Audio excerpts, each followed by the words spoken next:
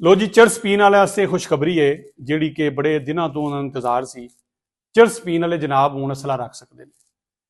पहले उन्होंने तो यह सी कि असला नहीं रख सकते, ये चूंकि नशे की हालत होंदे ने ते असले का गलत इस्तेमाल हो सकता है। लेकिन अदालत ने आख्या कि जनाब है जिहड़े चरस पीने वाले ने, नशा करने वाले ने, ये अगर उनका गलत इस्तेमाल नहीं करते तो उन्होंने भी हक है जिवें दूजी दुनिया असला रख सकती है, वो भी असला रख सकते हैं।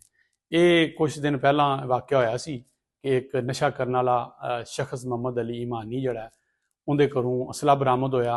उनके बारे मशहूर सी कि हर दूसरे दिन वो चरस के नशे च होंदा है, उन्होंने कोई पता नहीं होंदा, लेकिन इन्हें असला रखा।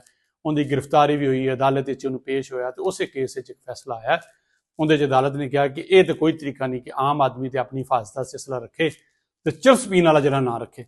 बहरहाल ये चरस पीने वाले जनाब खुशखबरी है। तो यह गल याद रखना कि पाकिस्तान च नहीं, ये अमरीका च। ये ना हुण तुसीं जनाब उठो तो सुबह गन्ना लैके टुरे हो तो कई बंदे जिहड़े ने सुबह मैनू फोन करते हो कि जनाब चोई साहब तुहाडी गल सुन के तुसां रख लिया सी, इस गल नूं पूरा सुन भी लैना है कि चरस जिहड़े पीण वाले अमरीका च रहिंदे ने, वाशिंगटन की अदालत ने यह फैसला दिता है कि जनाब असला रखने की इजाजत उन्होंने भी है। तुहानूं पता है कि अमरीका के हर घर तकरीबन हिफाजती तौर पर असला रखने की इजाजत रखा होंदा, सारिਆਂ ने रिकॉर्डिड भी होंदा। तो एक केस है जो गिरफ्तारी हुई तो गिरफ्तारी भी इस मकसद से हुई सी कि बंदा हर वक्त नशा रहिंदा, इन्हां दे कार गन होंदी है जिन्होंने को वापस ली जाए।